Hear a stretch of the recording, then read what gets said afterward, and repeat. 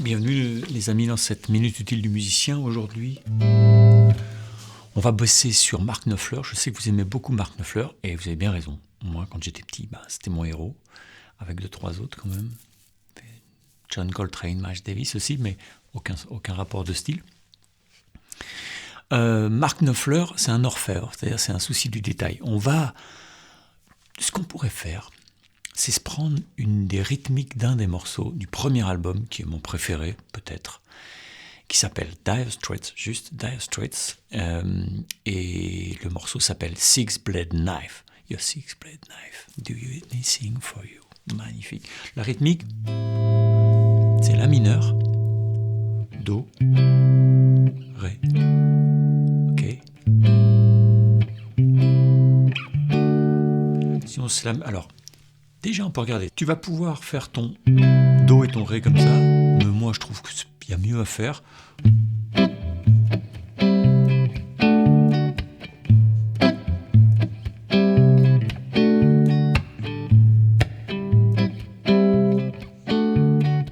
Alors, le tempo, à l'origine, ils mettent un peu de temps. Il y a un très beau truc à observer sur les vieux morceaux, hein. C'est que ça jouait pas cliqué. Ça jouait pas, le batteur, il avait pas un clic qui fait ping, un métronome dans le casque, ok.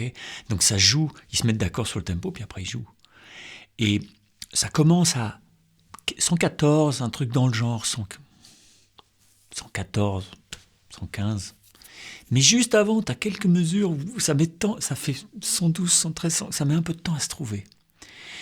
Il y a une magnifique caisse claire au ballet, magnifique, super son, super dynamique, très retenu, la classe à groove de dingue, un peu la Gigi Cale. Lui, ça chante un peu entre Bob Dylan et... Ouais, enfin voilà, c'est son école, hein. Et puis petit à petit, le morceau s'installe assez vite, plutôt avec 2-3 points de plus. C'était 116, 117, je ne sais pas à combien on est parti, mais il y a 2-3 points de plus. Et même à la fin, le batteur commence à faire des petits fills. Et du coup, ça prend encore un peu. Ça doit finir peut-être à 118, tu vois le genre. Ça prend 3-4 points dans le morceau. Et ça, c'est la nature. C'est la nature. La nature de la musique, c'est pas clic, clic, clic, métronome. Ça fait pas de musique un métronome, ok ? C'est pour ça que je vous conseille de jouer plutôt avec un batteur ou avec des backing tracks de batterie où ça joue un peu, où vous allez pouvoir jouer de la musique. Un métronome, ça fait pas de musique. En attendant, on va pouvoir faire ça. Mais vous pouvez aussi mettre, s'il y a un bassiste qui joue avec vous, ici, au lieu de faire votre Do comme ça et votre Ré comme ça, faites votre Do comme ça. Avec la tierce à la basse, et puis le Ré comme ça. Ça peut faire donc...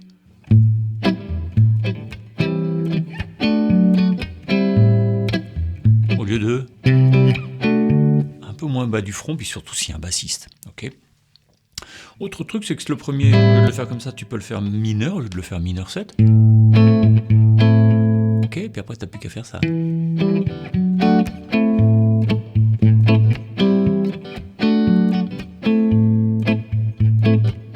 Pour les feignasses, c'est pas mal. Je vous mets tout ça dans le PDF et le GP, ok ? Et puis, tu pourrais même le faire, moi j'aime bien, par exemple, y mettre une petite couleur sur le 4e degré qui lui donne un peu une vraie couleur.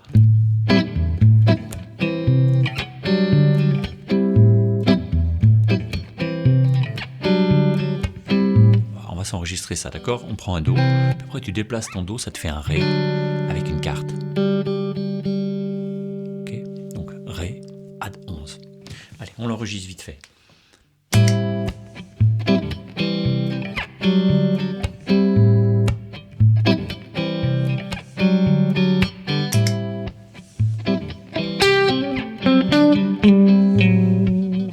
Ok, donc on est en La mineur. Tu vas pouvoir faire.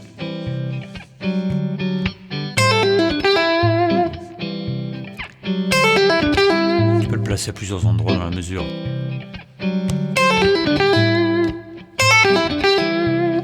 Ok, mais tu peux choisir ta 2e position ici ou celle-là aussi, la 4e.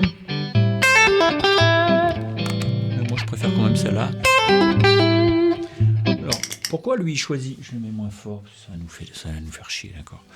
Pourquoi il met cette position-là ? Parce que sur une strat, alors ça c'est une strat de merde, hein, c'est une Squier de 2007 repeinte à la bombe, et c'est un truc d'enfant, hein, donc, voilà, avec des cordes de cheval dessus, parce qu'elle est trop courte, donc voilà.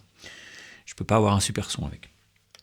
Mais ce sélecteur-là, ici, tu n'as que ce micro, et ici, tu as ces deux micros-là. Et quand ces deux micros-là se mettent ensemble, il y a une inversion de phase qui se crée. C'est-à-dire que pendant que ta corde, ce micro-là capte ta corde ici, ce micro-là, il capte une partie de la corde qui bat autrement, parce que la corde, elle bat dans tous les sens, d'accord ? Et quand tu mets les deux en même temps, ce son-là se retranche à celui-là, ce qui fait que ça vide les médiums. On appelle ça une inversion de phase. Ça vide les médiums, donc ça donne un son un peu nasal, comme ça. Très recherché pour le honky-tonk et ce genre de truc, un petit peu, ok ? Donc ici, on fait... Notez que ici il fait une carte, ok ? Il fait pas que du conjoint, je joue la note et la note et la note qui suit sur la gamme. Je vais sauter un moment. Quand il fait... Ici, quand il joue celle-là et celle-là, il a sauté celle-là, ok ? Et c'est ça qui donne... Le temps, tu peux le commencer sur le temps. Si tu n'y arrives pas, fais en croche. Ok. Ou alors... Ok, tu peux commencer sur le contretemps et sur le temps. Mais si tu le fais en double croche... Pull-off. Pas mal de pull-off dans son jeu. Il y a un jeu assez legato. Ok. Je passe encore. Ce qui va être intéressant, c'est de le commencer aussi sur le contretemps au lieu de le commencer sur le temps. Ce qui fait qu'au lieu de faire sur le temps, et puis ça finit sur le contretemps, là tu vas faire... Tu commences sur le contretemps, ça finit sur le temps. Ok ? Ça c'est très intéressant de le faire. Mais lui, souvent, quand il fait ce genre de truc, il va plutôt commencer avec la 9e. Tu vois cette couleur ? Elle fait du bien. C'est purement penta mineur en la mineur. Lui, souvent, il va plutôt... Okay, parce que cette 9e, elle est quand même vraiment intéressante par rapport à ce qu'il y a derrière. Elle colore. Lui, Marco, avec Davidou, Gilmour, et même Carlito Santano, eh ben, c'est des mecs qui vont assez facilement mettre la 9e, sauf que Neufleur mettra plus facilement la sixte que Santana, par exemple. Okay, ce qui lui donne un jeu un petit peu plus varié, un peu moins purement pentatonique. Mark Neufleur, de ces trois guitaristes, c'est celui qui joue le plus sur les accords. Il joue vraiment les notes des accords. C'est son style, c'est... Voilà, il vient des trucs country, il a même un son un peu swingant, voilà, une façon un peu jazzy d'entourlouper le système Gage. Je vous conseille de vous former. Intervalle et système Gage, si vous savez pas ce que c'est qu'une 9e, une seconde, une quarte, une quinte, avec ça vous allez tout comprendre. Ensuite, souvent quand il va faire, tu sais,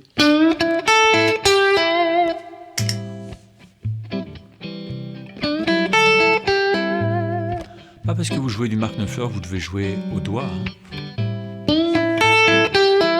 Vous pouvez jouer au Mediator. On s'en fout. Mediator plus un ou deux doigts, au moins technique hybride. Ok, ouvrez-vous un peu. Hein. Mais peu importe comment vous faites. De toute façon, vous n'êtes pas Mark Neufleur. Faites à votre sauce. Quand il fait ça, on croche. La première, il va la monter jusqu'à la quinte. Donc ça, c'est une carte, il la monte jusqu'à la quinte. Donc il joue la carte qui monte jusqu'à la quinte. Il monte la carte qui joue jusqu'à la quinte.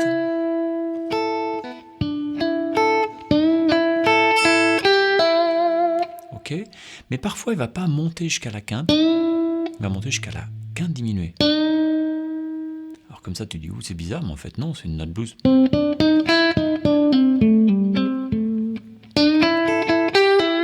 Quoi lui faire ? Il va faire. Donc on t'entend. Et lui fait. Et parfois. Il la monte vraiment. Donc parfois, cette note-là monte jusqu'à la vraie note, la quinte, et puis ensuite on rejoue la quinte. Parfois, il ne monte que jusqu'à la B5, c'est-à-dire la quinte diminuée, le demi-ton en dessous. Et ensuite, il joue la quinte, ce qui crée un petit chromatisme, une petite approche chromatique qui est un peu plus riche. Au lieu de... Parfois, il va prendre des motifs. On essaie d'étudier un petit peu son style, tranquillement comme ça, pour ouvrir des portes. Il y aurait 14 formations à faire sur ce mec, hein, mais... Là, ce qu'il fait, c'est qu'il va faire tout, ta, ta, ta, ta, ta. Là, l'intérêt, c'est à peu près le même plan qu'avant, mais l'intérêt, il est rythmique. Il va faire croche, deux doubles, croche. Donc, tes temps, ils sont séparés par plusieurs notes. Sur ton premier temps, c'est croche, deux doubles. Pam, pa, pa, pa, pa, pa, pa, pa, pa. Tu vois, les deux d'après, elles vont plus vite. Et puis après, il va faire da, da, da. Donc, il fait les trois premières. Et la troisième, elle dure, donc ça fait deux doubles croches. Donc on a croche, deux doubles, croche. Ce sont deux pâtés d'un temps. Croche, deux doubles, croche. Donc les deux rythmes, ils sont en miroir comme ça. Okay, ils sont dépliés comme une espèce de... je ne sais plus comment ça s'appelle. Bon.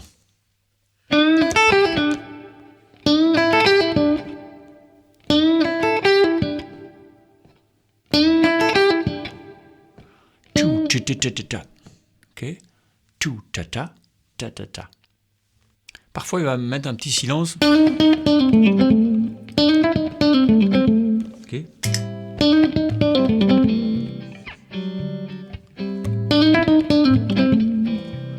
Donc tu vas pouvoir le faire sur le temps et sur le contre aussi, mais ça va faire. Et celle-là, on la met pas.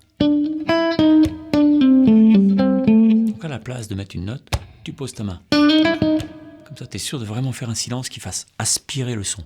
Là,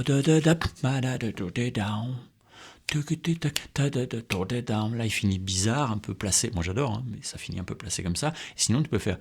Une fois de plus, encore un plan qui commence sur le contre-temps et qui finit sur le temps. Mais tu pourrais très bien l'exploiter en le commençant sur le temps, en le finissant sur le contre-temps. Un peu plus dur à entendre à cause des appuis.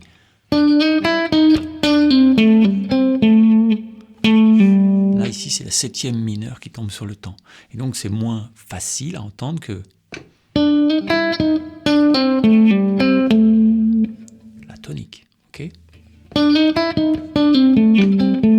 Et... Ok ? Tu peux te faire aussi un petit... Souvent, il va tordre la quinte pour aller vers la septième mineure.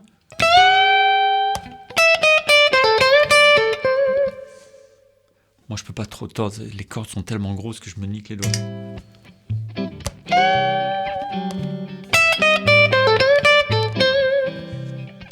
Ok, et après, il va faire...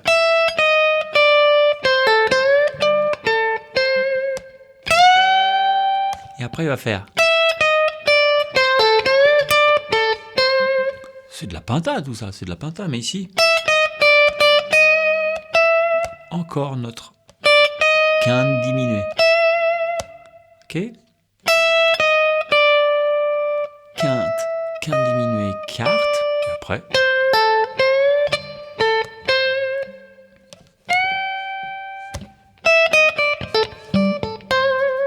Souvent, vous allez entendre ce genre de son. Chez lui, parce que c'est la pulpe du doigt qui fait ça. Sa pulpe du pouce, notamment. Il joue avec le pouce ici, puis les deux autres doigts ici. Mais ces doigts-là n'ont pas un son particulier, pas tellement. Ce qui a vraiment un son particulier chez lui, c'est ce pouce qui est vraiment parallèle aux cordes. Et donc, il sonne avec tout ce côté-là, toute cette viande. Ok ? Et cette viande-là, elle donne ce côté pouk sur l'attaque, et un petit côté qui fait pouk. Et ce petit pouk, c'est une espèce de compression due à la pulpe, à la viande. Ok ? Pas trop végétarien. Parfois, il va faire... Ok, cette neuvième, il va la pré-tordre, pré-bend, pour être sur la tierce mineure. Ok, ici ça va faire...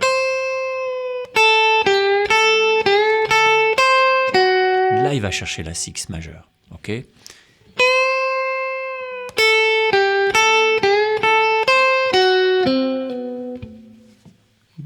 Même ici, il peut aller chercher la neuvième. Souvent, il va aller faire ça. Hein.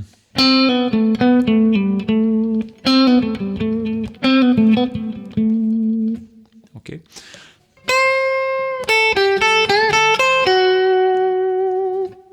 Ok. Bon, voilà, déjà avec ça, ça vous fait quelques petites pistes. Rappelez-vous que Mark Knopfler, pour jouer Mark Knopfler, c'est vraiment, faut être dans le détail, faut être dans la finesse. Il y a une énorme dynamique sur cet enregistrement. Il murmure la guitare. Quelquefois, il fait péter quelques trucs, mais il les fait claquer un peu. Mais sinon, c'est une énorme dynamique entre ces moments où il fait claquer et les moments où il est dans un murmure.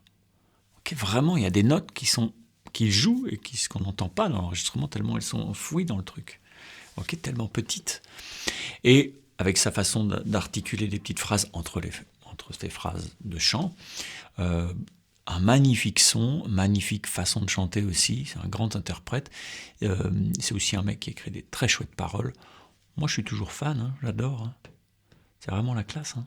Bon, n'hésitez pas à retrouver le PDF. Et puis les GP si vous êtes dans le premium, si vous êtes au premium, qui vous coûte un demi-café par mois, vous avez tous les GP pour bosser au tempo que vous voulez. Et puis sinon, formez-vous sur les intervalles, parce que c'est ça qui va vous permettre de comprendre vraiment ce qu'on fait. La 9e et la 13e, très bien.